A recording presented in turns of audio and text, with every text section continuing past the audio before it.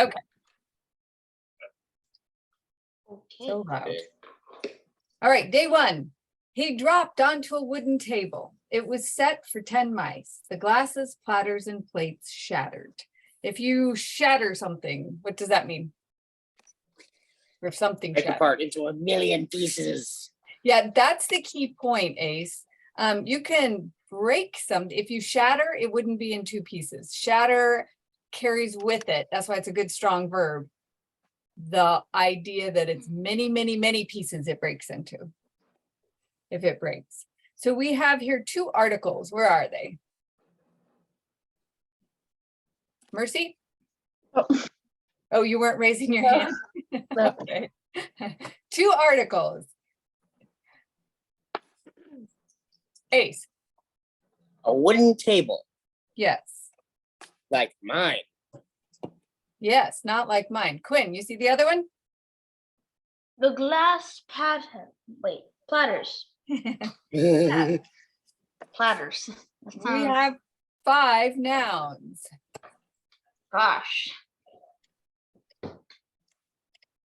Where are they? Ace? Mice,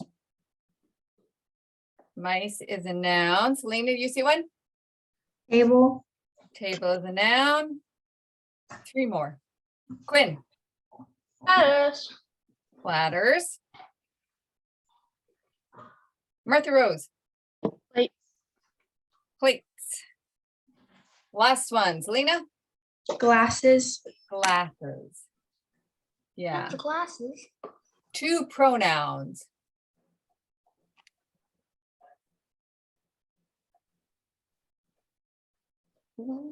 Quinn? He dropped. Yeah, he is a pronoun. What's our other pronoun?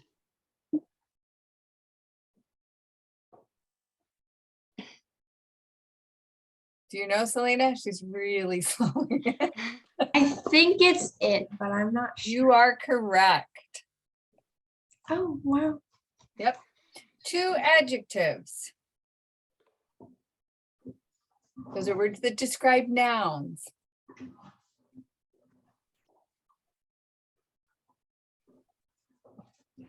Selena,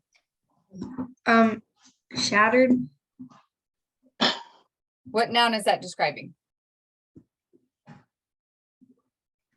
glasses, platters, and plates. Oh, it's telling us actually what they did. So, The verb. yeah, it's a verb. Mercy. Would it be dropped onto a wooden table? No, we're looking for adjective. What? So it's a single word that describes a noun. Quinn. Wooden table. Wooden. Yes. And then let's see, how many do we have? 2. Yeah, the other one is an adjective will tell you what kind, whose, or how many. So Quinn. 10.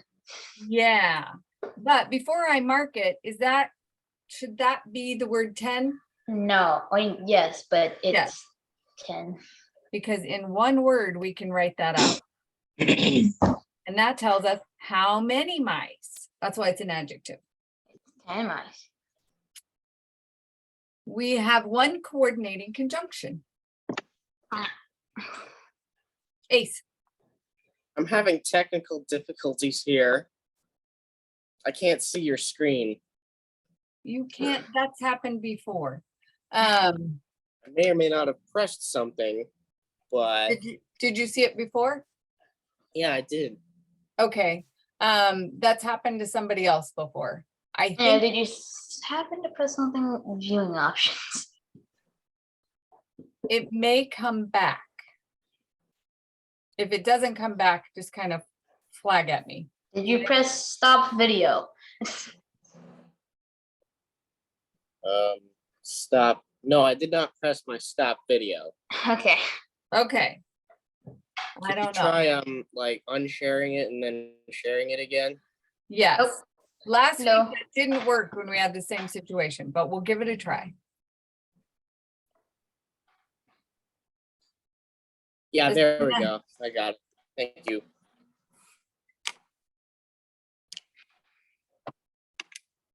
Everybody can see it now. Hopefully we didn't lose somebody else by doing that.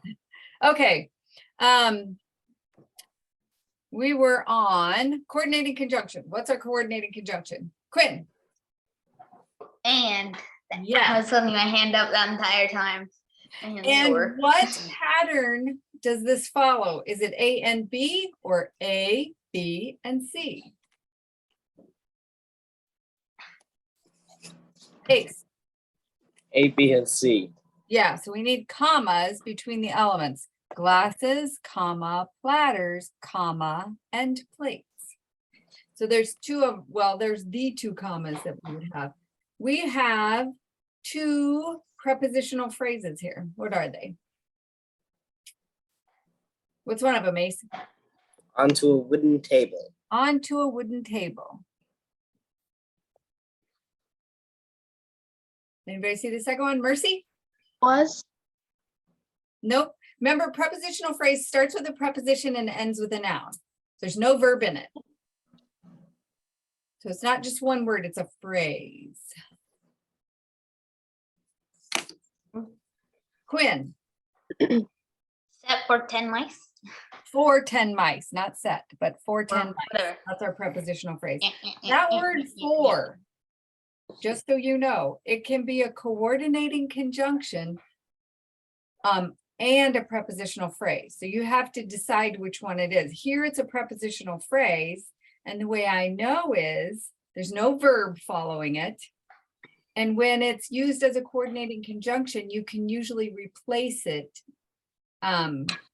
with a word like because.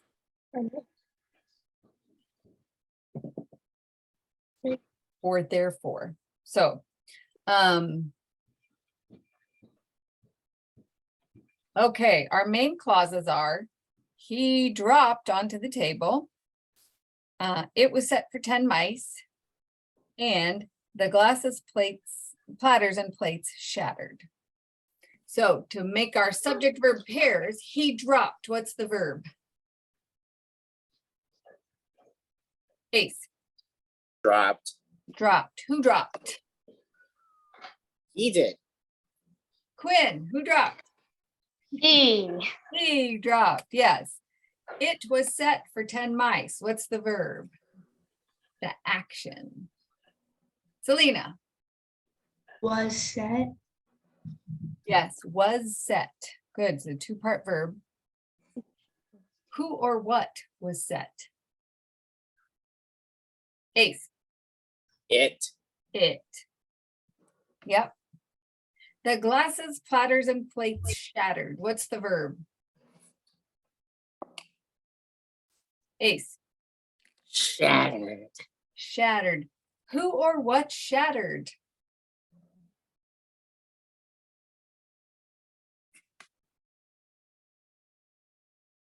Selena.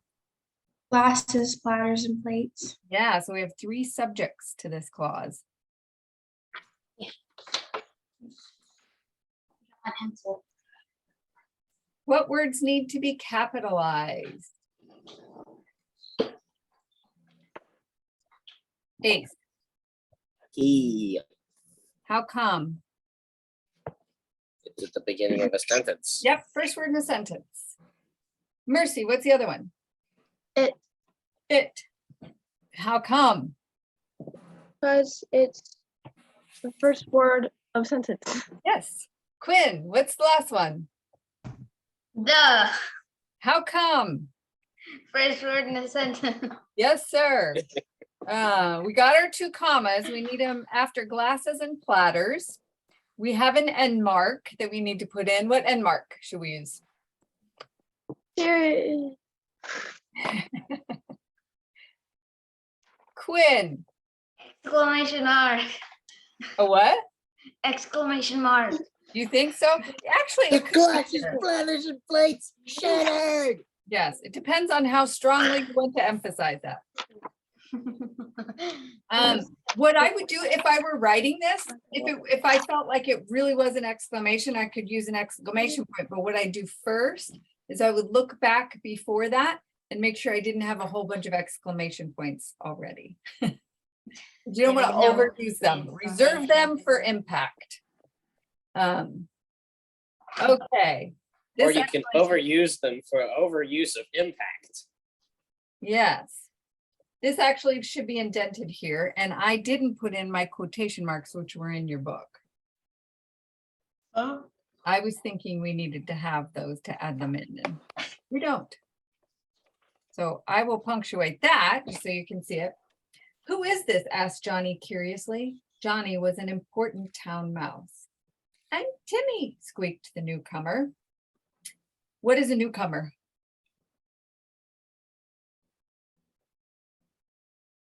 Ace. Person who comes new. Yes, someone who is newly arrived. So if we came back after Christmas and all you guys showed up for class and there was somebody who's never been there before, but they're starting in January, which wouldn't happen. They would be the newcomer to the class because all you guys are old comers. So the new person would be newcomers. I don't know if old comer is an actual word, but We're old comers. old guard. That's what you guys are. Oh, gosh. Okay.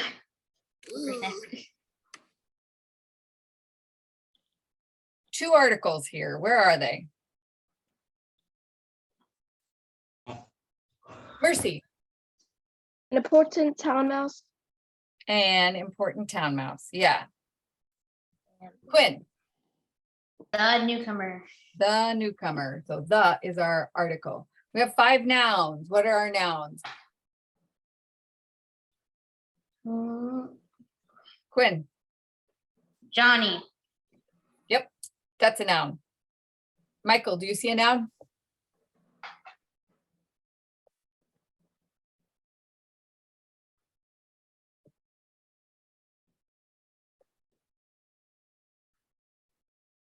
Johnny. Yeah, the other Johnny. Johnny, Selena. Johnny, yes.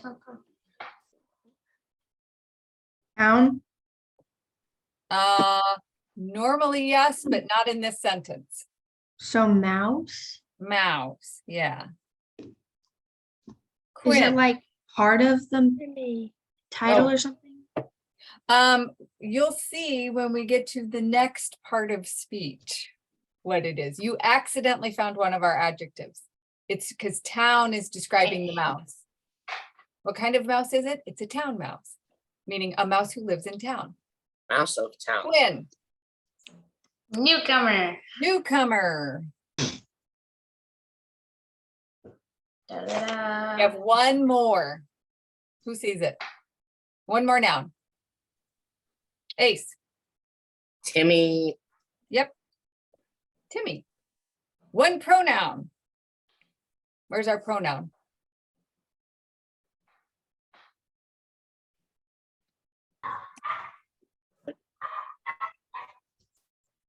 Mercy? Either is or this. No. I Ace. have no idea. I. Yeah, it's a personal pronoun. The reason why I paused, Mercy, is this is a type of pronoun, but they haven't taught it in this yet as a pronoun. It's a demonstrative pronoun. So it's a little Hey. bit different from your typical pronoun. It's a specific type. So you weren't wrong saying this was a pronoun. Okay. Is it type of pronoun? We have 2 adjectives. What are they? Selena, you found one. Town, Town. What's the other one? Ace? Important. Important. Yeah, They're right next to each other. how about that? So we have 2 words describing one noun, 2 adjectives describing one noun. Our clauses are, oh my goodness, we have 5. Who is this? Asked Johnny curiously. Johnny was an important town mouse. I am Timmy. And squeaked the newcomer. So you see when you have those quotes, who Hey, is Timmy. this? asked Johnny curiously. The quote and the attribution are each main clauses. So who is this? What's our verb? Mm, Selena. Is. Yes. What's the subject? mm, Quinn. Who? Who? Yeah, our interrogative pronoun. Asked Johnny Wait a second. curiously. Hold on. What? I thought it was this. I was so sure it was this. It can be kind of confusing because is a linking verb. So it's linking who, our interrogative pronoun, with what he's asking. This, who is this? But if it's on the other side of this, This is who? what do they call it? A predicate nominative or something like that. It would be a predicate Yeah, I heard that. pronoun in this case. Who is the subject? The one that comes before the verb of being, the linking verb. But I understand why that was confusing. Asked Johnny curiously. What's our verb? Ace. Asked. Yes. Who asked? Quinn. Johnny. Johnny did. There's our subject. Johnny was an important town mouse. What's the verb? It's not really an action, it's a verb of being. Quinn. Was. Was. Who was?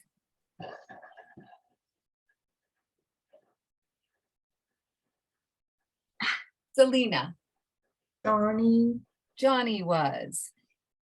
I am Timmy. What's the verb? The verb of being. Ace. Again.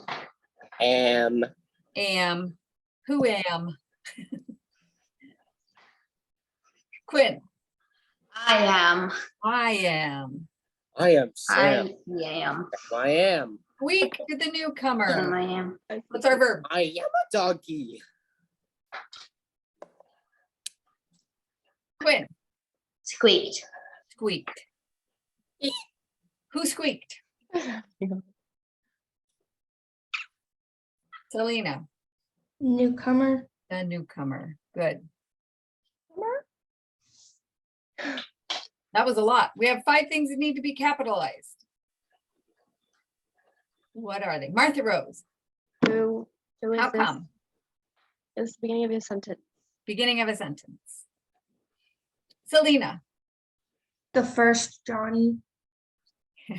Actually, both of them need to be capitalized. Yeah. Mercy. First Johnny and the second Johnny. I am Timmy because it's the end of this sentence. First, the beginning of a Beginning sentence. of sentence. And that pronoun I is always capitalized. So we're capitalizing it Right. for 2 reasons. We got our second Johnny here. So we have 1, 2, 3, 4. What's the last one? Ace. Timmy. Timmy. How come? He's a person. It's a proper noun. Yes, you capitalize proper noun. 3 end marks we need, not just the end of the passage. There's other places we need some end marks. Yeah. You need. Martha Rose.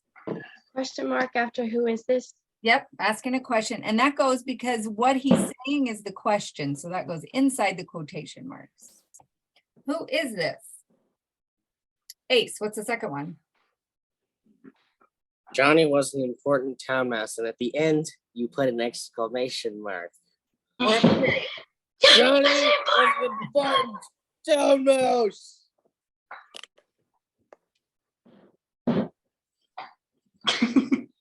A period. The last one. Quinn. Squeak to the newcomer, period. Yes. Day 3. The unknown visitor had surprised Johnny, who quickly recalled his manners. If you recall something, what are you doing? Get it back. Get it back in a way, yeah. What's Like another- remembering. yeah, remember is a better synonym for this. Remember. He remembered his manners. Although What you can article? also like recall your troops, tell them to come back. Yeah, Hey, come back here. yeah, this is a little bit different from that because it's not an object. Okay. It's a verb. I guess the other one would be a verb too. What's our article? Ace. The unknown visitor. Yeah. 3 nouns. Where are they? Quinn. Visitor. There's one. Ace. Manners. Manners is a noun. One more. Martha Rose. Johnny. Johnny. Good. Johnny. Okay. One article, 3 nouns, 2 adjectives. One of the adjectives tells whose. So remember, it tells what kind, how many, or whose is it? So what's one, Ace? Unknown. Unknown. That's an adjective describing visitors. What's the second one? Quinn. His. His.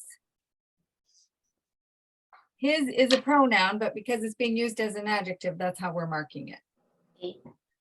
It's an adjective pronoun, possessive pronoun. An add pronoun.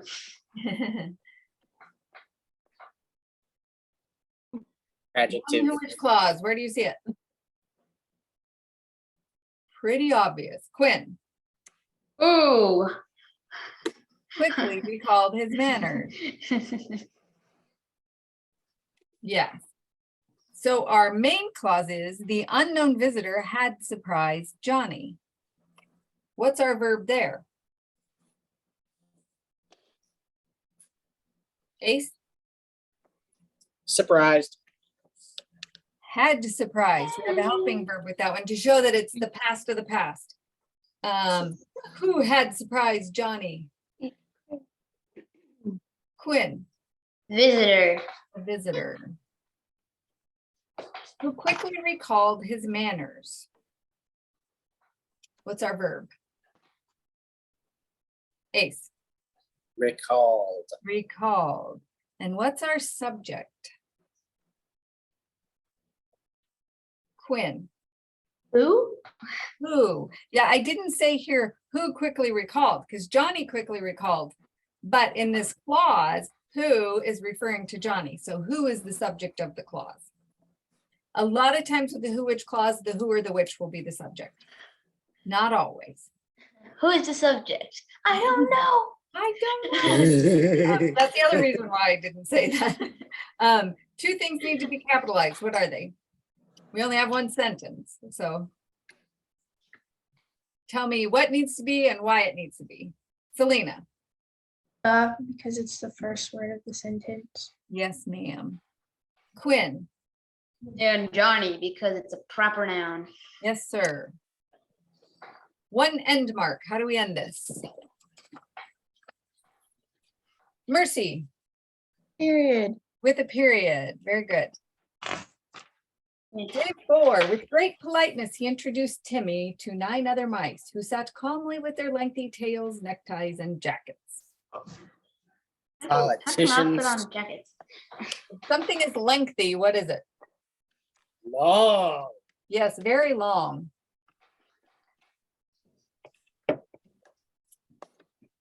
So 6 nouns, no articles. That Ace. was hard. Politeness. Politeness. What's another noun? 5 to go. Oh man. 10. Timmy. Timmy. 4 to go.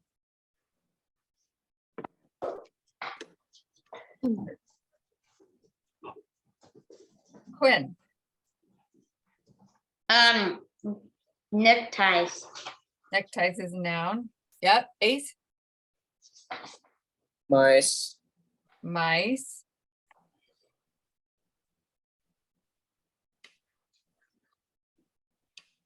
Martha Rose, Jackets. jackets. One more. What's our last one? Quinn, Tails. tails. We have 5 adjectives. Goodness. Oh gosh.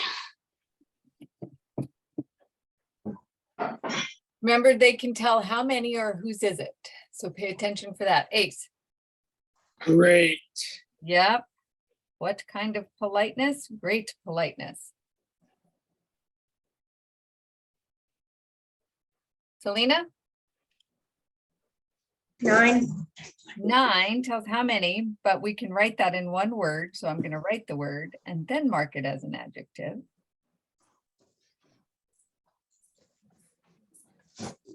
Introduce Timmy to 9 other mice.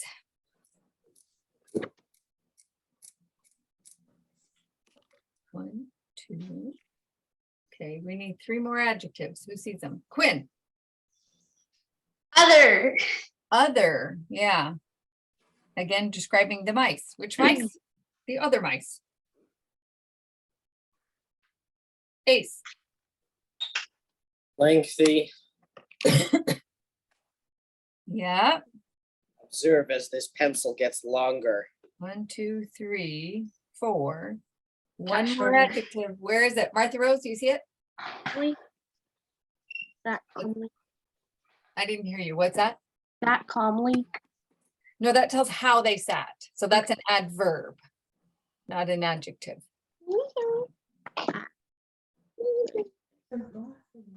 Remember, they can show what kind, how many, or whose.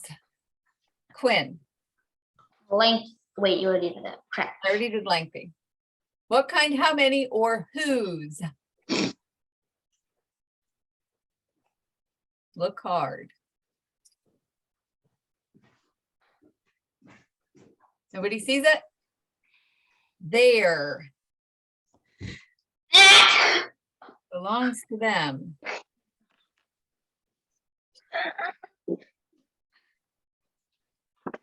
Okay, we have one coordinating conjunction. Who sees it? Ace.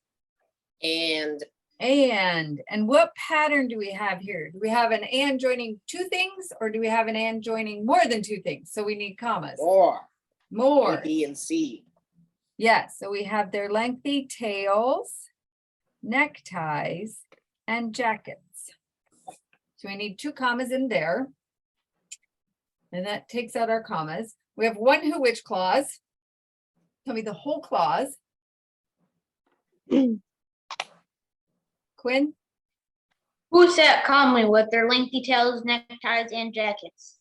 good. We have, oh, we forgot the prepositional phrases. Where's our prepositional phrases? Ace.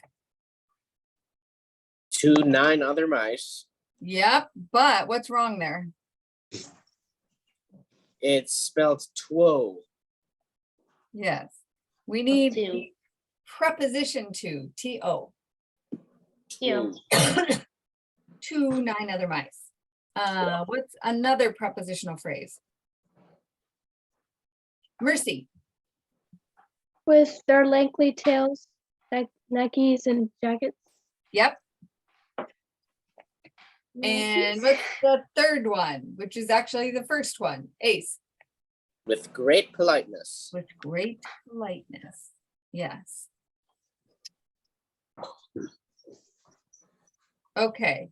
Main clause here is with, oh, he introduced Timmy to 9 other mice. And then we have our who, which clause, which is also a clause, who sat calmly with their lengthy tails, neckties, and jackets. So he introduced Timmy. What is our verb? Quinn. Introduced. Yes. Who introduced?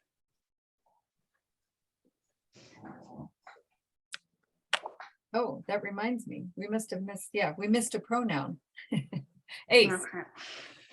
He. He, that's a pronoun and it's the subject of this clause. Who sat calmly with their lengthy tailed neckties and jackets. What's the verb? Quinn, Sat. sat. What's the subject? Ace, Who. is the Who. subject. which is modifying nice. It's describing mice there. Nice. We have two things that need to be capitalized, even though we only have one sentence. Tell me what needs to be and why. Quinn, With, because it's the first word of the sentence. thank you. What else?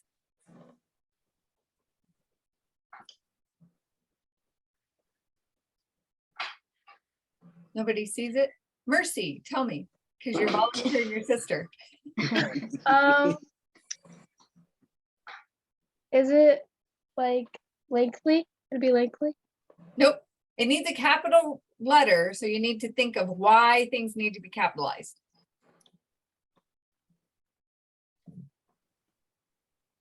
Ace, you have an idea? Timmy. Timmy, how come? It's a name. It's a proper noun, the name of something. We got our two commas after tails and neckties. We got our homophone, we fixed that and we fixed our number, so we just need an end mark. Quinn, Exclamation point. where? But period. They sat calmly and you're gonna need an exclamation point with that. Period. But it's so funny. Period after jacket. Actually, if there were a bear about to devour them and they sat calmly, I would use an exclamation point there. Because it would be remarkable. Calmly. It would be remarkable that they were sitting there calmly. Brr. But that's not the case here. Be more like a cat. Good, good, good. A cat. Um, So then, Education. looks Hey, you like got Kindle. got their Welcome. compositions turned in. Jeremiah's ice. Why do you have Oops, it? just sharing my whole Yeah. screen. You have the Bible too. One time, oops, no. Stop, Mary. Okay. One time in one of my classes, when I share up on the television, I forgot I was sharing and one of my friends sent me a text message with a question in it and all the students were like, who's so-and-so? Everything pops up when you share your screen. Okay.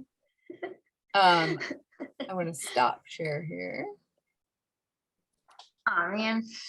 And then this is my funny technology story of the week. This is why I should not teach on Zoom. I'm fine teaching on Zoom. I just prefer teaching in person.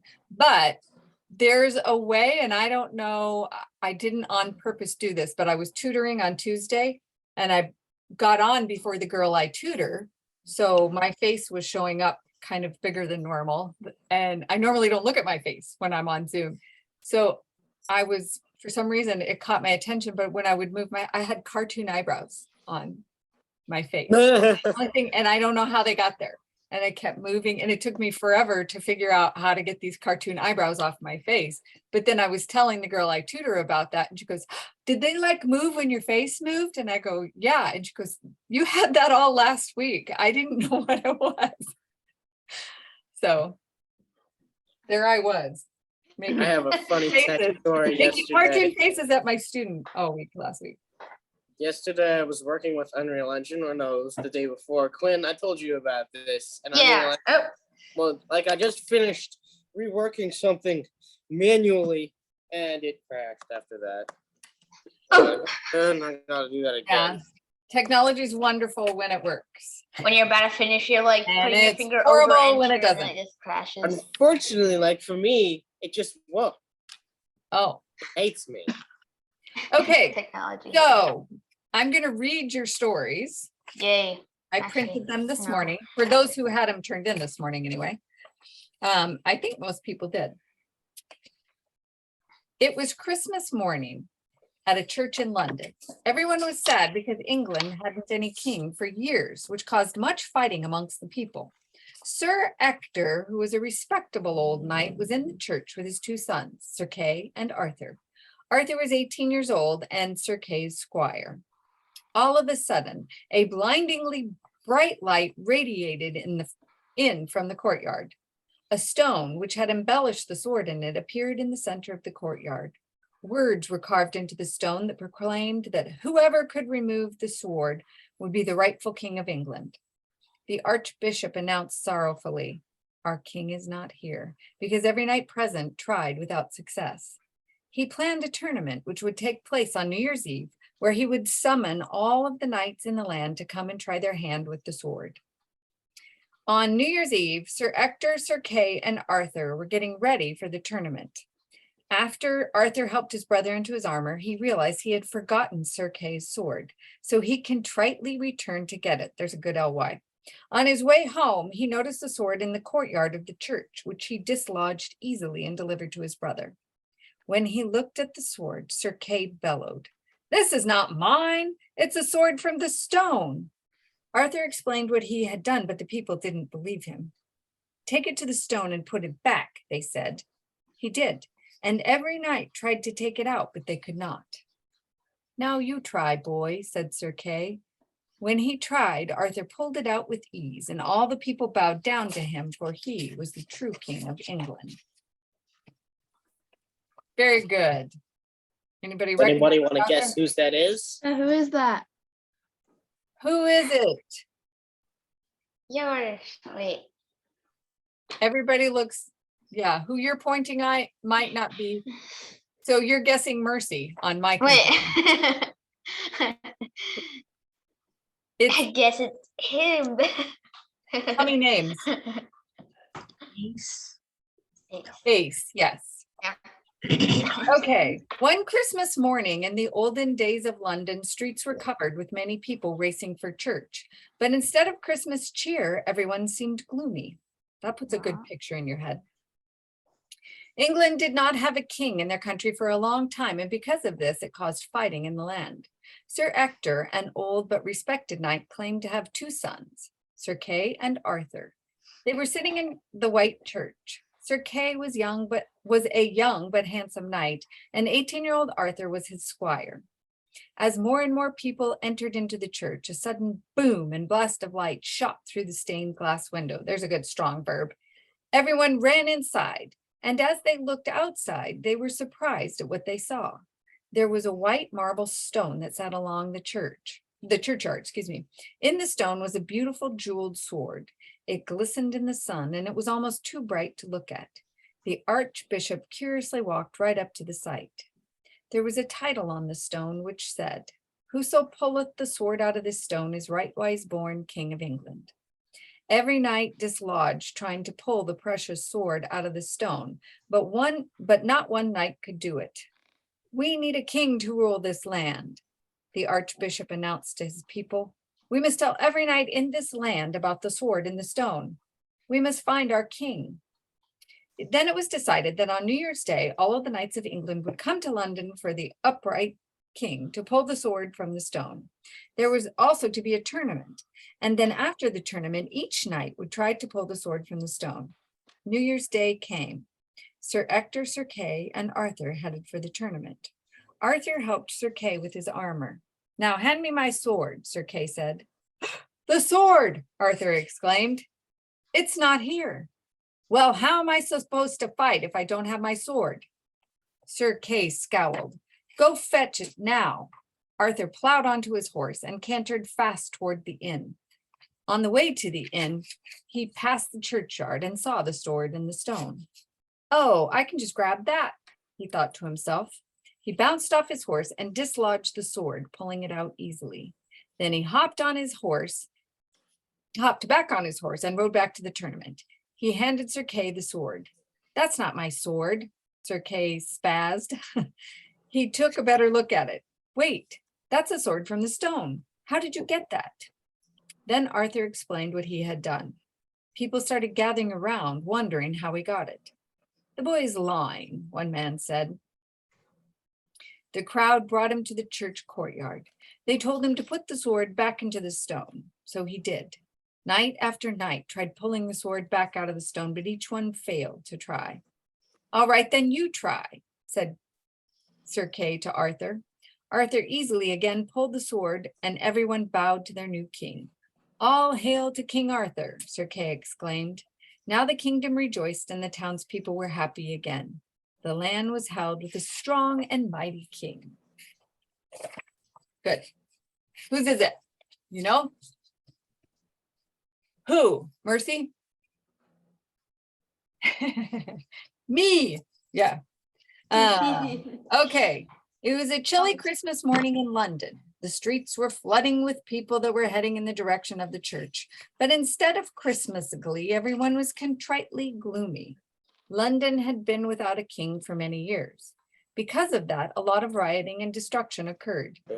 An elderly and honored knight named Sir Ector and his two sons, Sir Kay and Arthur, sat solemnly in a church pew. Sir Kay was a young and handsome knight, and Arthur, who was 18, was his squire. More people entered into the church. Suddenly a loud sound boomed outside. There was a bright, beaming light that burst through the stained glass windows. People rushed outside, and to their surprise, they found a white marbled stone resting on their churchyard. It was a magnificent jeweled stone. The archbishop approached the sight curiously. He looked at the words inscribed on the stone. Whoever pulls the sword out of the stone will be the right-wise king of England. All the knights of England tried to dislodge the sword out of the stone, but each knight failed at doing so. Our king is not to be found here, exclaimed the archbishop. Tell all the knights of England about the sword in the stone. We must find him who can pull the sword. So it was decided that on New Year's Day, all the knights of England would make their way to London for a tournament. After the tournament, each knight would attempt at taking the sword out of the stone. Sir Ector, Sir Kay, and Arthur traveled to London for the tournament. Sir Ector and his sons checked in at the inn, then scurried to the tournament. It was now Kay's turn to fight, so Arthur helped him put on his armor. Hand me my sword, Kay piped. It's not here. It must be back at the inn, Arthur replied. How can I fight without my sword? Run and get it, Kay responded. So Arthur hopped on his horse and prayed for help. Arthur passed by the churchyard on his way to the inn and spotted the sword in the stone. I'll just grab that one, Arthur decided. So he jumped off his horse and hastily took the sword from the stone. Arthur quickly galloped back to the tournament and disclosed the sword to Kay. This is not my sword. Kay made a scowl, looking at the sword. It's a sword from the stone. How did you get this? Arthur explained, but Kay and the people didn't believe him. So they told him to put the sword back in the stone. Arthur did easily. Night after night tried to pull it out once again, but each time failed. Okay, now you try, demanded Kay. Arthur effortlessly pulled the sword out of the stone. All bowed to Arthur. All hail King Arthur, they exclaimed. Happiness was restored to the land that now had its right-wise and deserving king. Good. Whose is that? Anybody guess? Knew it. Rose, yeah. You two sound very similar. They must be related. What? In London, it was Christmas morning. People were dismayed that there was no king, and they frantically started to fight. There was a person named Sir Ector, who was an elderly knight. He had two sons, one being Sir Kay, a knight. Ector's other son, Arthur, was a squire for Kay while he was 18. Arthur was humble but contritely forgetful. The church beamed with light and made a loud noise. People continued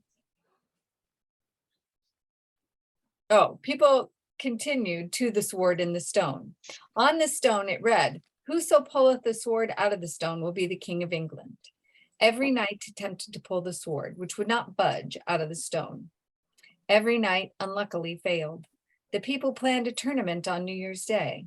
All the knights in the kingdom came to the tournament as they heard about the sword. The knights attempted to dislodge the sword from the stone, but to no avail. Sir Ector, Sir Kay, and Arthur trotted to the tournament. Arthur forgot Sir Kay's sword. Arthur rushed to get Sir Kay's sword and noticed a sword in the church tower. Arthur effortlessly grabbed the sword and the stone. Sir Kay scowled and bellowed, "That's not my sword." Arthur realized he grabbed the sword and the stone when he viewed his hand. The people did not believe Arthur, who ventured into the church. He returned the sword into the stone and then removed it. The people bowed to Arthur. Good. Whose is that? Quinn, Nope. I wonder who it is. We can't see where you're pointing because everybody has a different arrangement. It was Bruno. It was nice a job, cold, Bruno. it was a Bruno's here, cold, right? I was thinking, yeah, he's here. It was cold Christmas morning in London. Many people filled the street headed for church. The people were very sad because they had no king. That led to fighting across the land. Sir Ector, an elderly knight, was sitting solemnly with his two sons. One of his sons was Sir Kay, a respected knight. The other son was Arthur, who was also Sir Kay's squire. He was very forgetful. Just then a blast of light poured into the church. What it disclosed was a sword in the stone. As everyone curiously rushed to the courtyard, the archbishop read the words inscribed on the stone. "Whoso pulleth the sword out of the stone will become king." Every knight present tried to dislodge the sword. Every knight who attempted to become king failed. The archbishop proclaimed, "There is no king here." So they planned a tournament for New Year's Day so that every knight had a chance at the sword. On New Year's Day, Sir Kay, Arthur, and Sir Ector headed for the tournament. Since it was almost Sir Kay's turn to fight, Arthur helped him with his armor. "Now, hand me my sword," Kay commanded. Arthur, who realized that he had left the sword back at the inn, hopped on his horse and galloped away. As Arthur hurried to get the sword from the inn, he noticed the sword in the stone at the churchyard. Then he effortlessly dislodged it from the stone and ran back to the tournament. Sir Kay was very angry since it was almost time to fight and he still had no sword. Arthur returned and handed Sir Kay the sword. "This is not my sword," Sir Kay annoyingly responded. As he examined the sword a bit more, he recognized that it was the sword from the stone. "Where did you get this from?" asked Sir Kay to Arthur. "I pulled it out of the stone from the churchyard." Everyone gathered around. None of the people believed him. He took the crowd to the place where he found it and easily placed the sword back in the stone. All the knights rushed to pull the sword back out, but they failed. The people demanded, "Now you try." Arthur reached his hand down and pulled the sword out like it was nothing. All the people bowed and declared Arthur the new king. Happiness was restored to the land, and now they had their rightful king. Selena. You think that's Selena's? No. Quinn. No. Quinn. Yeah. What? Okay, then it has to be Michael. Who's By that? process of elimination, we know that's Michael's. Okay, good job. One Christmas morning, the people of London awoke in distress because they had no king. This led them to quarrel. Sir Ector, who was an elderly knight, had two sons. Their names were Sir Kay and Arthur. Sir Kay was a handsome young knight, and Arthur, who was 18 years old, was his squire. They were going to church. As they entered, a bright light was disclosed through a window. Everyone was amazed as they went outside to find a stone with a sword in it. The stone read, "Whoso pulleth the sword from the stone is rightwise born King of England." Every knight tried and all failed, so the archbishop scowled and announced that their king was not there. They planned a tournament that was to be held on New Year's Day, and all the knights of England would come. Sir Ector and his two sons went to the tournament. Arthur, who was very forgetful, annoyingly left Sir Kay's sword. As Arthur was on his way to fetch his brother's sword, he passed the stone with the sword in it. He easily dislodged the sword and brought it to Sir Kay. Sir Kay quickly realized that the sword was the one from the stone.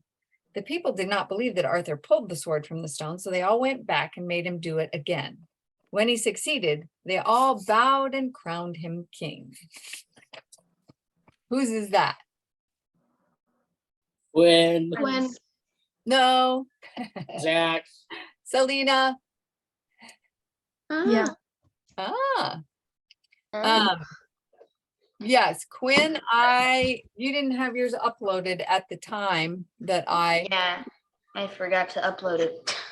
okay. Oh no, Quinn, you're doomed. So I can't read Quinn's right now. But maybe next week if it gets uploaded. Okay, this week, hang on a sec, because I got to get a blank page. So we can type.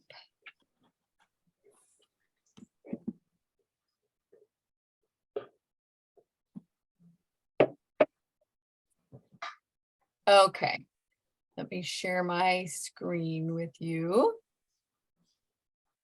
We're going to start a new unit. So that was all the narrative story. So it's more of a creative type, right? We're going to move now to something that's more a skill that you would use if you had to write a report. Oops, that's not what I want. So you you do some research and you gather it, but a lot of times you get a whole book. Well, you don't want to take notes on the whole book. You only want the information that's most important to be sharing. So this is unit 4, summarizing a reference. And the skill that you build with this one is reducing information. Okay, we get to make it smaller. Yes, so the beauty of this is after so many weeks of 3-paragraph compositions, you only have 1 to write this week. Hey, But your skill is you're teaching your brain how to look at a lot of information and go, okay, I'm going to choose what I think is the most important information and only summarize that. I need to check something. Your book says there's no new style, but I think you guys are ready for some new style. So I got to look at what I put on your composition checklist. I want a new style. What's that? I said I want a new style. I mean, it's new this year. For some of you, there is no new style because you've done everything already. Okay. Okay, so on your checklist, yes, that's what I thought. You have so far dress ups, ly adverb, who, which clause, strong verb, and adverbial clause. I'm going to add not just the dress ups. I'm going to teach you a new type of technique. So your dress ups, what's the job of dress ups in one word? Who can tell me? Selena. Dressing up. Imagery. Imagery. To put a picture in your head. That's the ly, the strong verb, the who, which, and the adverbial clause so far. Okay. But there is another category, and we're marking them a little bit in the fix it, I think. No, we're not doing that yet. And so this is a separate category and it has a different job. This is what we call sentence openers. Those of you who've had IEW before, what's a job in one word of sentence openers? To open a sentence. That's more than one word. In one word. To They open. do open sentences, but there's a reason why. So the one word is, how does it improve your writing? And the one word is this: rhythm. Even if you are reading silently, there is a sound mentally to writing. And if you have sentences that go subject, verb, subject, verb, subject, verb, subject, verb. When you were learning to read, did anybody read books kind of like Dick and Jane books? This is a rat. The rat is tall. So you have subject, verb, subject, verb. It gets to be really boring and it puts the reader to sleep. So sentence openers is a way that we start sentences in different ways that give your language and your sentences a different rhythm to them, different patterns, so that it doesn't sound as boring. Let me find you've all heard this before, but let me find it and I'll just read it to you as an example of the difference. You can hear it, even if you're hearing it inside your head.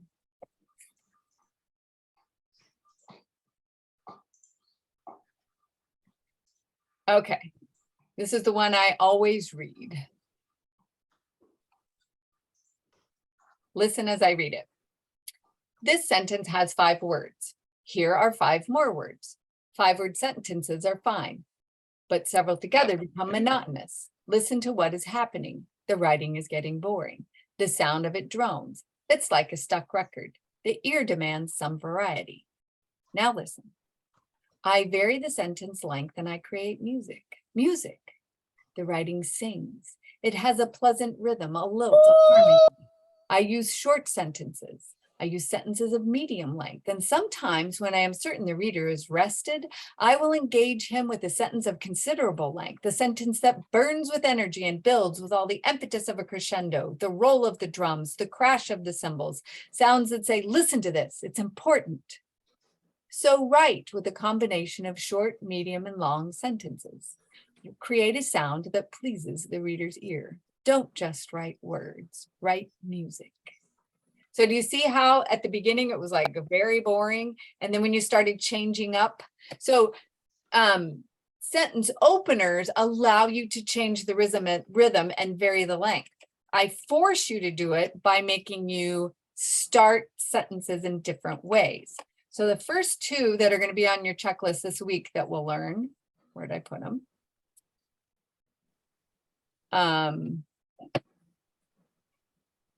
Okay, is the one that we do naturally. That's a subject opener. Nothing wrong with it. That's where you have subject verb. So the first thing in your sentence is the subject and the sentence. You know, in the Fix-It, we've been marking subjects and verbs, right? So if you have a sentence where it says, the boy blew the horn, okay, the boy is the subject of the sentence. And it's the first thing in the sentence. That's why it's a subject opener. The first thing in the sentence is the subject. Now it's all parts of the subject. So I could say the extremely tall boy blew the horn. Boy is a subject, but there's words describing the boy that are part of the subject. So that still counts as a subject opener. Make sense? Okay. So everybody create me a sentence that's it's a subject opener. Write one down and then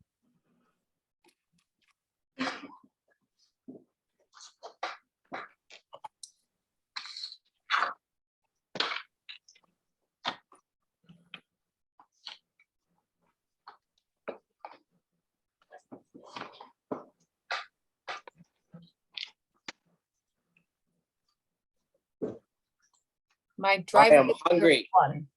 Okay, Ace, you got one? I am hungry. I am hungry. I had a sandwich.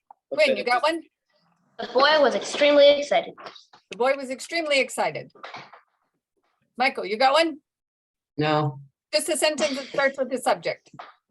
Just no, doesn't. Selena, got one? The cat with huge ears was mewing loudly. Okay. The cat with huge ears was mewing loudly. So mewing is our verb. The cat was doing it. The cat's first thing in the sentence. So that's a subject opener. Mercy or Martha Rose, you got a sentence? Starts with the subject? Mercy. My sister, which is a baker, loves to watch movies. Okay, my sister loves to watch movies. Yeah, so the one watching the movies is the sister. The sister is the first thing in the sentence. Martha Rose, what about you? I just got my note. Sorry. I'll write it down. Okay.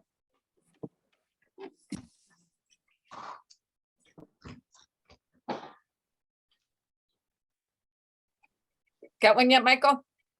Yeah. My dog is very old. My dog is very old. Okay. So if I were going to mark this, I put the sentence type right before the sentence. So that's how you show me on your compositions which sentence opener type you put in. Have one, Martha Rose? Not yet. Okay. You almost got one. Oh, yeah.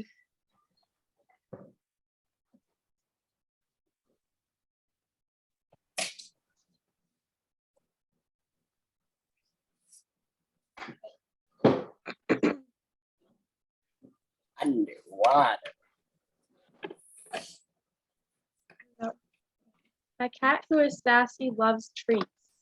That works? Okay, my cat who is sassy loves treats. So the one who loves treats is the cat. The cat is the first thing in the sentence. So that's the I subject. love treats. The number 2 sentence opener means you begin your sentence. It's a sentence that begins with a prepositional phrase. Funny. So we call that a prepositional opener. So I can take my same sentence, my driveway is underwater. And if I were reading my paper and when I have all subject openers, I need something different. I could say,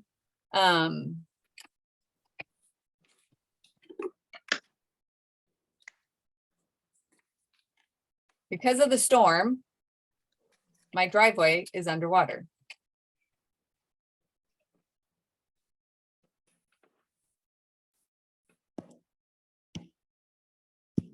Who did we lose? We Michael. lost. Okay, because of the storm, my driveway is underwater. Now, remember, we have that adverbial clause. That's because, but this is because of. So because of is a prepositional phrase. Because it, and I can tell because there's no verb there. Because of the storm, my driveway is underwater. So everybody see if you can take your original sentence and turn it into a prepositional.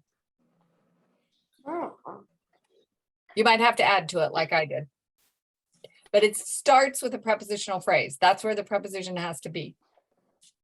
At the beginning, and you'll mark it with this number 2 right before it. I am hungry because I see pizza.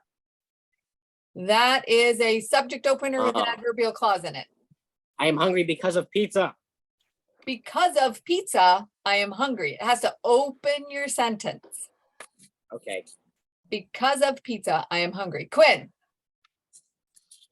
Because the boy was going to the carnival, he was extremely excited. do you have because of, or do you have because with a subject and a verb? Because of Because of what? because of the carnival. Because of the carnival, the boy was very excited. Good. Got to make sure you have a prepositional phrase. Selena, You started with since, and it be a number 2. you can if what follows it is just a noun. So like since breakfast or since this morning. Okay. Or Because these are the ones I'm really bad at, so I'm like just trying to figure out. yeah. It's good to pick one like in, on, with, over, during is a preposition. Those are Okay. ones where you're not likely to mistake it for an adverbial clause.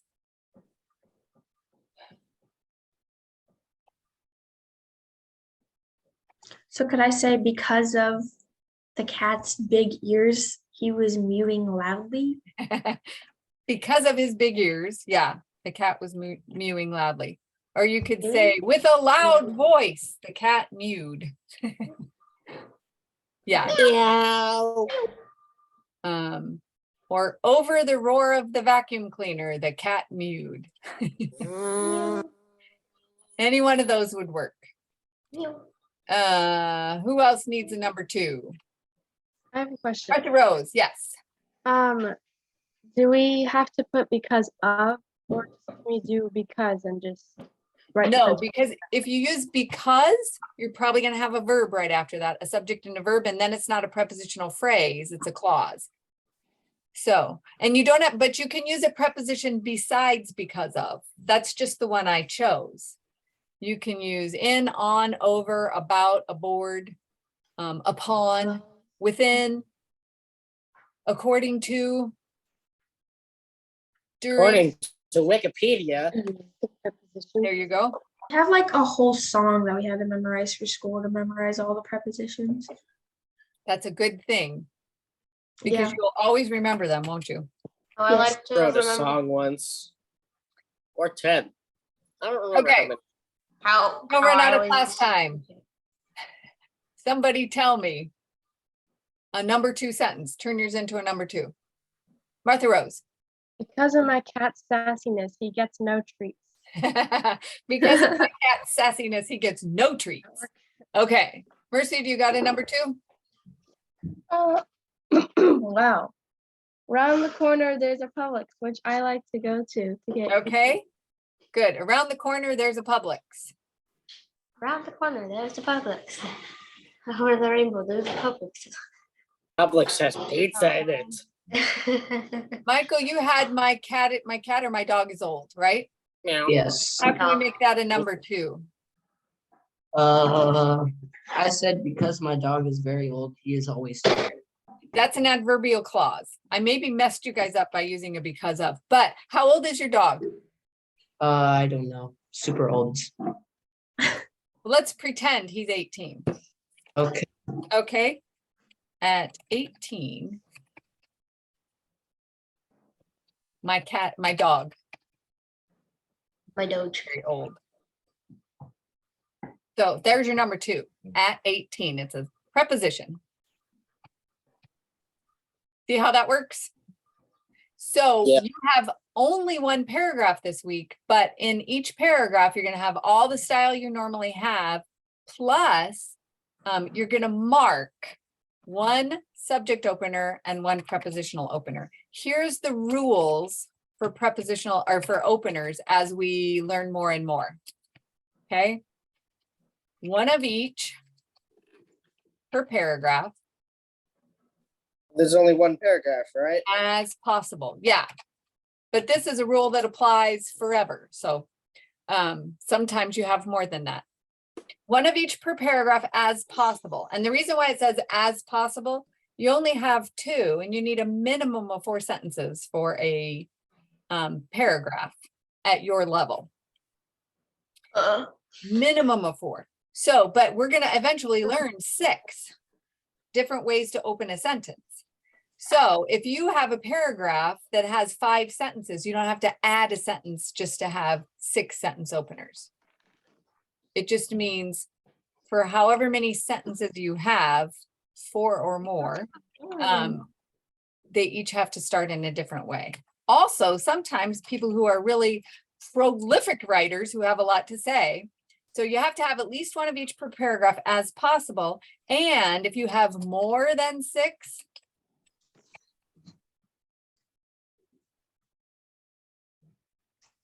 no more than 2 of the same kind in a row.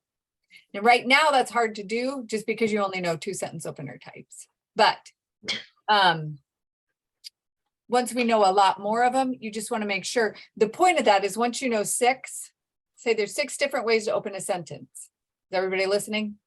Mhm. 6 different ways to open a sentence. If I have 10 sentences in my paragraph, I couldn't mix them all up and have this great variety and then go number 1, number 1, number 1, number 1.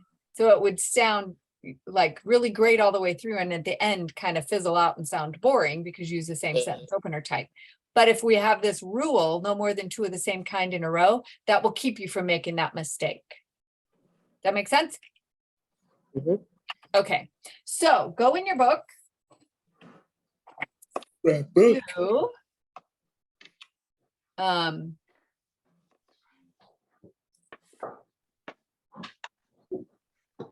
page 80, I think. No, page 81. And while you're going there, I'll just refresh you about our vocabulary words. We have reform, restrain, apprehend, and renowned. So one is a quality adjective and the rest are strong verbs. Those are the vocabulary you want to try to incorporate into your one paragraph. That'll be a challenge. Okay, so this new structure, if you look, we're going to have 1, 2 pretty long, well, 1 short and 1 really long paragraph, okay, with a lot of facts in it on page 82. And we're going to summarize it into a paragraph with no more than 9 sentences, including your topic and your clincher. It reminds me, I need to teach you this. Those of you who know it, what is the topic? What's the topic sentence? The first one. It's the first word in a paragraph for first sentence. And it's what the entire paragraph is about. Yes. when a reader reads your topic sentence, they should be able to expect to know what you're going to be writing about. It doesn't mean you say, in this paragraph, I'm going to talk about. You don't say that because that's what a 5th grader says. But what you do is you write it so that the reader has an expectation. If I say, Charlemagne was the greatest king of France, who do you expect this paragraph to be about? Or what do you expect? Charlemagne, and maybe why he was such a great king. Yeah, so there's this expectation. The clincher, which is less commonly known, and I gotta spell it right, is the last sentence in a paragraph. We put a clincher in because one of the things you want to do, especially if you have many, many, many paragraphs, each paragraph is one topic. So one paragraph equals one topic, one unit of thought. So your reader needs a clear expectation of what you're going to talk about, and they need to know when you've finished with that topic. So if you put a clincher in, it's a way of making your paragraph cohesive. Does anybody know what that means? Like it has. The ideas. Say that again. Like it has like unity. Yes. Yeah. It sticks to itself. It's a term in It sticks to chemistry. itself. where Yeah, those are all good. All good will terms. Stick to itself. Yeah, Cohesive. the ideas are all stuck together for this topic. So a clincher helps you have a cohesive paragraph, but you have to follow the topic clincher rule, and this is it. Who can say it with me?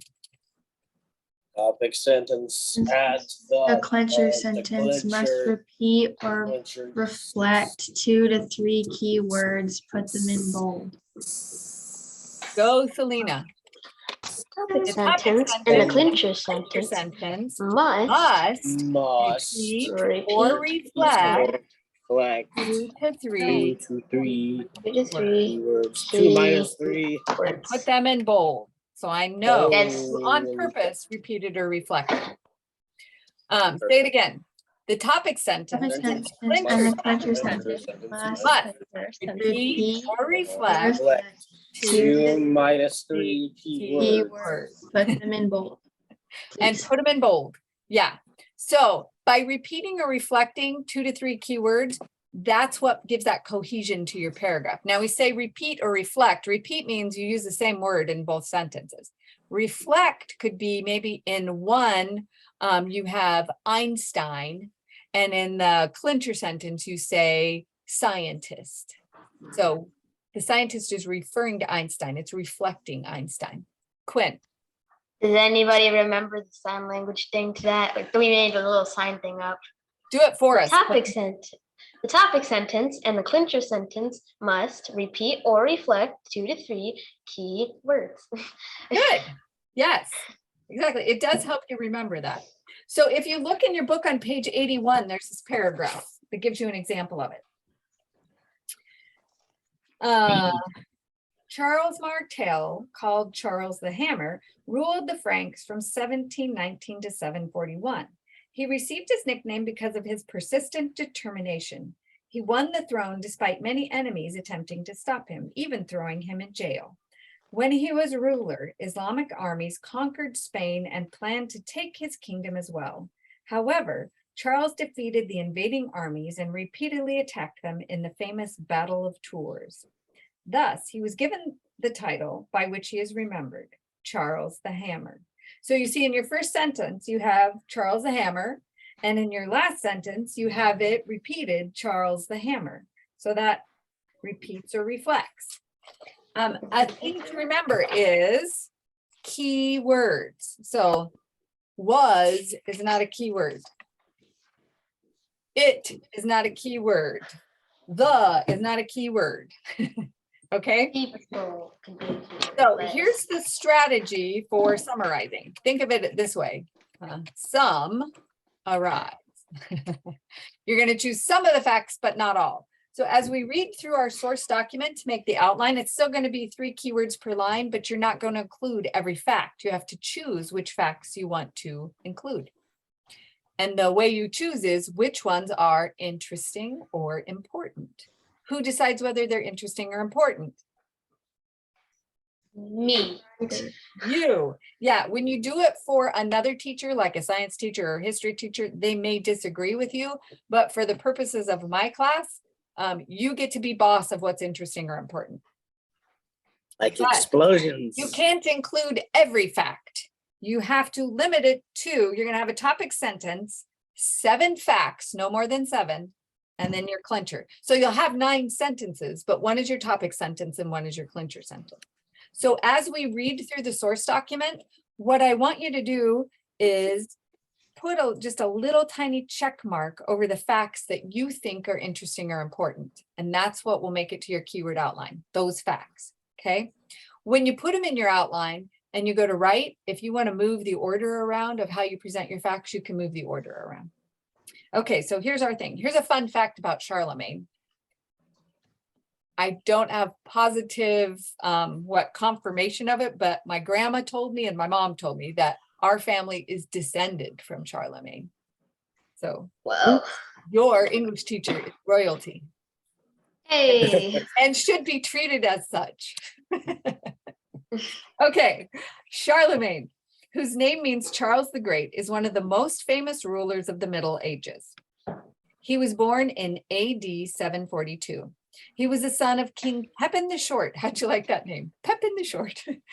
And the grandson of Charles the Hammer. From them, he inherited the kingdom of the Franks. The Franks lived in what is now France and part of Germany. Charlemagne was a deeply religious man. He wanted to recapture lands taken by barbarians in order to spread his ideas of the Christian faith everywhere. For 30 years, he fought many wars. By 800, his empire covered almost all of Western Europe. There had not been an empire that large since ancient Rome. In his zeal to spread his faith, he forced those he conquered to be baptized. In addition, all across his empire, he made reforms to improve the lives of his people. He made uniform laws, and he hired loyal men to keep law and order. In exchange for their service, he gave them land. This was the beginning of knighthood. He built roads so people, especially priests and teachers, could travel more easily. He established many schools, the most famous one being in his palace. For these schools, he sought the best teachers from all over the world. He believed that education should be free for all who wanted it. Charlemagne had such a huge impact on so much of Europe that he is sometimes called the father of Europe. I Okay. like how he forced people to be Christians. That's not cool. And yeah, Hell here's yeah. a question. I mean, it was kind of significant because he was the first ruler to not persecute Christians and to actually become, and maybe there were other rulers that became Christians, but he was actually desired to spread Christianity. But can you force a conversion? No. It's not really a Well, conversion. yeah, you I will can. kill you He unless did, you become a but Christian. not It's really. kind of like there are many countries in the Middle East where it's against the law to not be Muslim. But there are a lot of people in those countries who say they're Muslim, but they don't really believe the Muslim faith. They just don't want to go to jail, which is not really, that's not really a faith. Okay, so for an outline, who are we talking about? Not Charlemagne. Charlemagne. Charlemagne, yeah, Charlemagne. So that- Charlemagne. Magday. The thing, when I read this, I was reading of all the different things that he did that were good for society, right? So I might say Charlemagne, Good society. yeah, many improvements. How do you spell that? The Western Europe.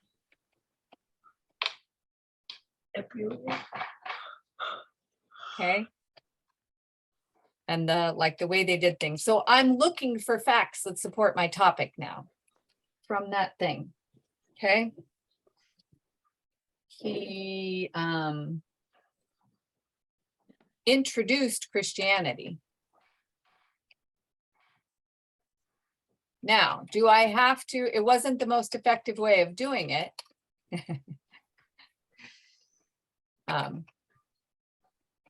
To a wide area because he had a big kingdom, okay?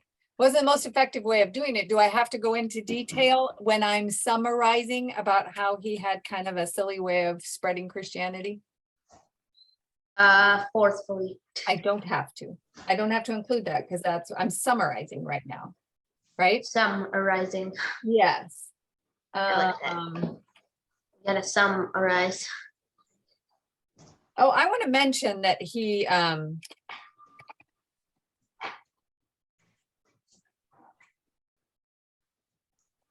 king of the Franks, which is France, Franks. yeah, and Germany. The Franks in France.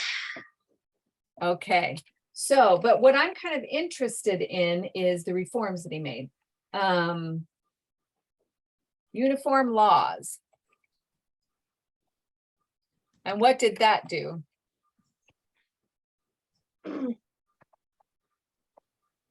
If all the laws are the same for all people, they know what to expect, and so your society is a little bit more stable.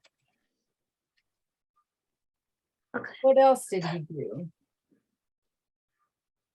Hired loyal men, kind of as police, to maintain Police. law and order. That's a reform that he did. Gave land.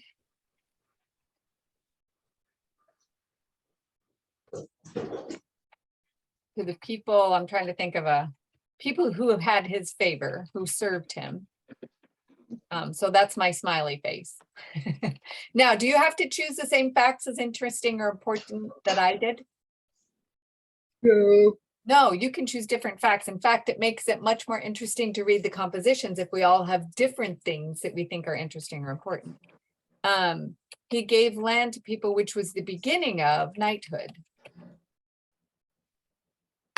And kind of a feudal system, which was not necessarily a great thing. Built roads. Futile.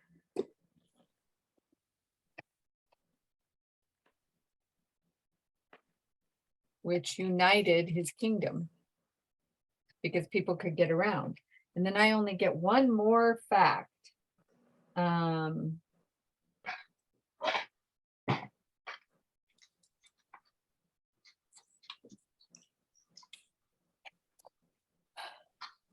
Would be he valued education.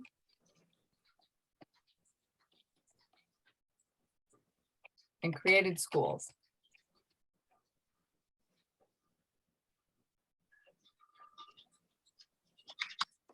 He thought education should be free. So I'm going to say $0 because I'm out of words for that line. No money. Education should be free and for everyone, which was significant at the time because way back in those days, people thought that poor people should not be educated because they're easier to keep under control if they're not. So my topic is Charlemagne made many improvements to Western Europe. These are my facts, and then I would have a clincher. Now, when I make an outline with the topic clincher rule, I usually just put the word clincher there so that when I'm writing, I remember I've got to have a sentence that repeats or reflects 2 to 3 keywords from my top one, my top sentence. So to test this, I would say Charlemagne was a king who made many improvements in the culture of Western Europe. He introduced Christianity throughout his kingdom. Well, first I'm going to rearrange. If I were to write this, I would say Charlemagne was the king of the Franks, which was an area that included France and part of Germany. He introduced Christianity throughout his broad kingdom.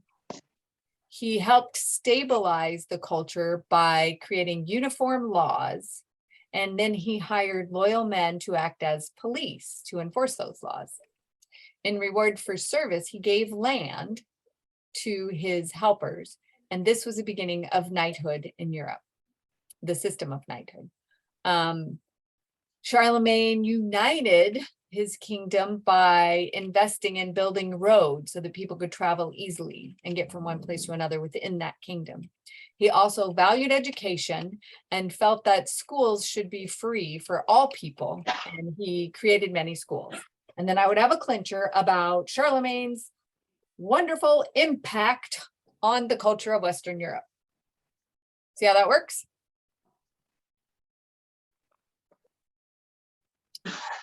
Okay. Did anybody choose different facts as interesting or important?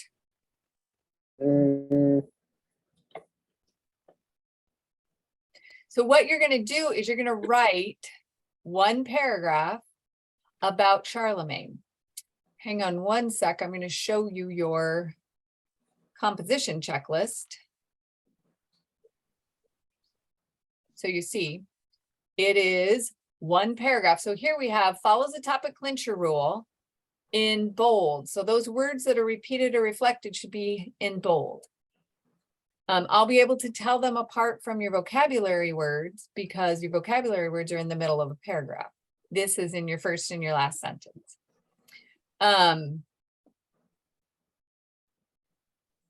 You're going to have all the dress ups, right? And then sentence openers, a subject opener and a prepositional. Pay attention, because as I was reading compositions, I saw a lot of banned words. Don't use go, went, say, said, or see, or saw. Replace those words, okay? Any questions? Quinn? Not really a question, it's a tip. If you go to the side of the word thing, there's like a search bar so you can type in words. So you can quickly look if you have any of those banned words. Oh, good idea. Well, yeah, but also some of them have like different forms that are spelled completely different. So use your That's brain. for You all can, of them. yeah, use the search and use your brain to make sure you don't, or your eyes to make sure I that you see the don't. dog in the background. So cute. That's Reba. Hello, Well, Eva. You didn't hear her snoring earlier? No. was having a hard time. Oh, she was. Okay, so Beatrice, what's happening? Nothing good. Big man with long beard. Oh, Crazy yeah, man. Panic. And Yes. He's actually a good guy. He's just a little bit eccentric. Cuckoo. he's creepy. Okay, so it ended with, I could sing that song. Remember, she wants him to sing her a song. Jack Mhm. Dory was right. Jack Dory was right, of course. The king's soldiers came to the monastery in search of Beatrice.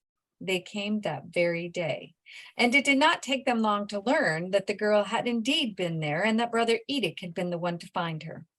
He wept as they questioned him. He wept because he was afraid, but more, he Gosh wept darn. because he should never have let her out of his sight.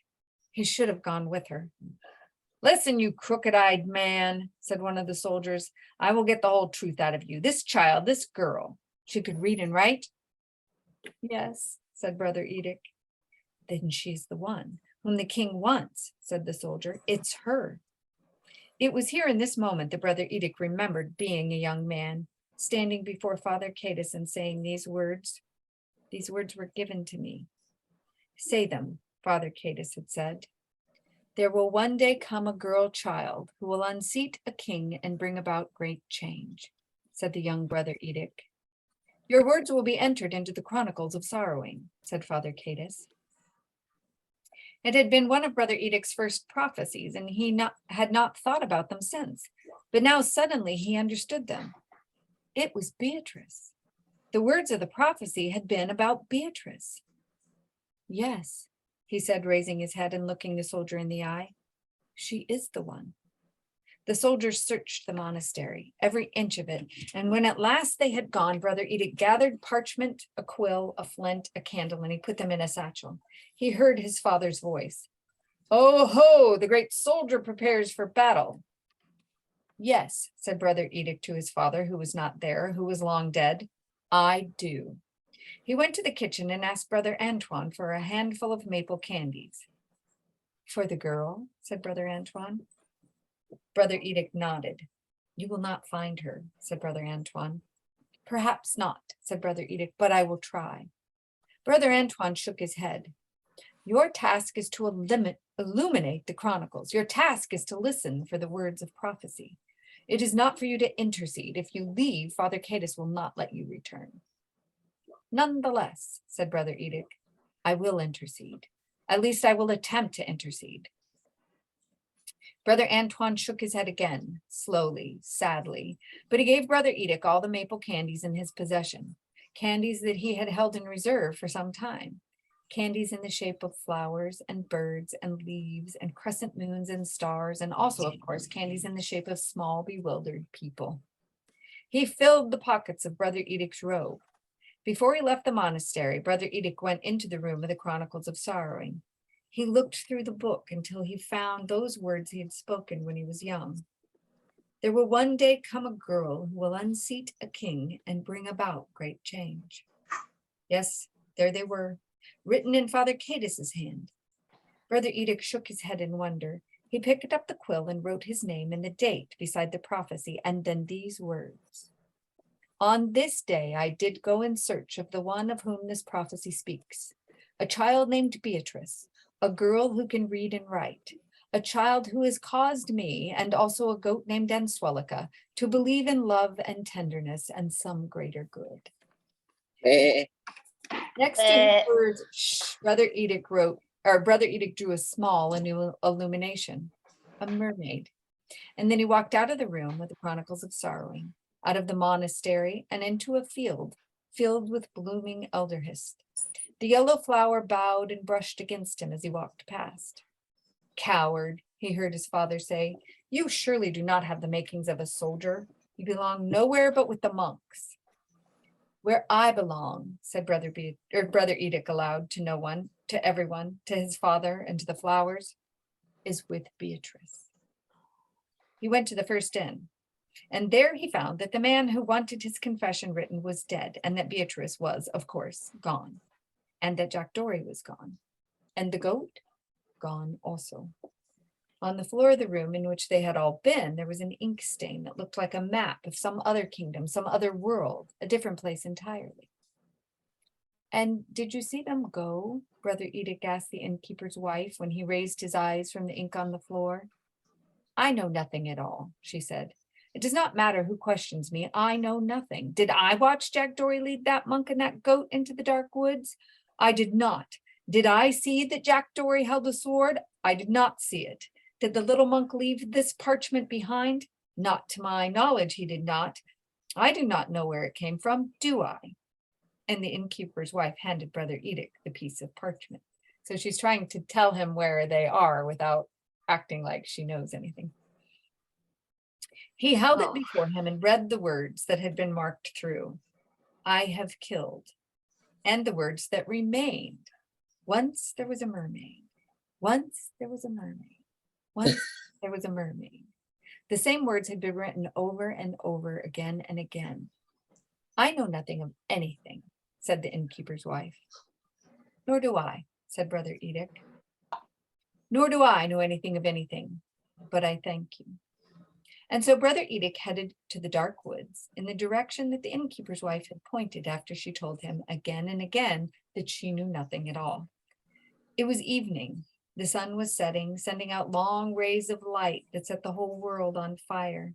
Did he think he would find Beatrice? He did not know, but he thought it mattered that he should look for her, that he should never give up searching for her. Brother Edic walked through the dying light. He thought about the Chronicles of Sorrowing and the small illuminated mermaid who waited in its pages. Her hair and tail were strewn with jewels, and her face was the face of Beatrice. They were in a tree again, not in the branches of a tree, but in the trunk of it. They had walked through a door hewn into the side of a massive tree, and they were inside it now.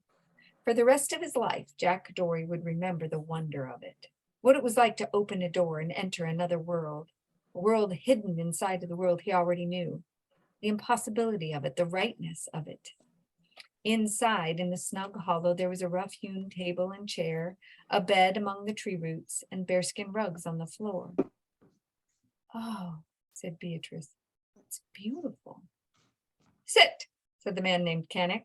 He pointed to one of the rugs. Jack Dory and Beatrice sat. The goat, however, remained standing. She looked around her suspiciously. Cannick gave Beatrice and Jack Dory each a piece of honeycomb. Eat, said Cannick. Thank you, said Beatrice, but a moment later she was asleep, her back against the goat, the uneaten honeycomb still in her hand. Cannick stared at her. He watched as her free hand reached out for something.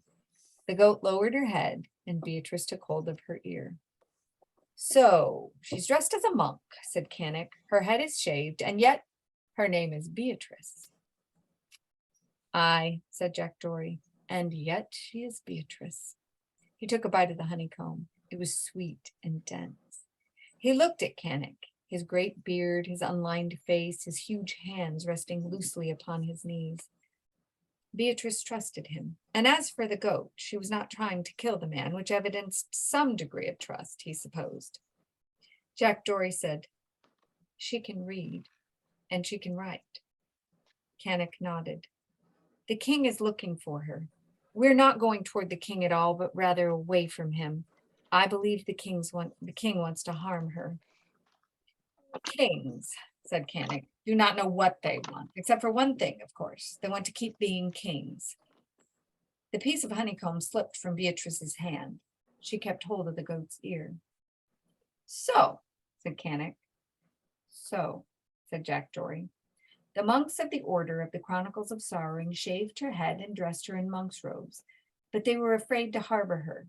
They were glad to be rid of her, except for one wild-eyed monk named Brother Edic. He did not want to send her away. But the head of the order, the man in charge, told me to make sure she did not return to them. Who would think that men of God would be so fearful? It could well be that writing the history of the world as these monks do, detailing the terrible things that men can do to one another, could make any person afraid, said Cannick.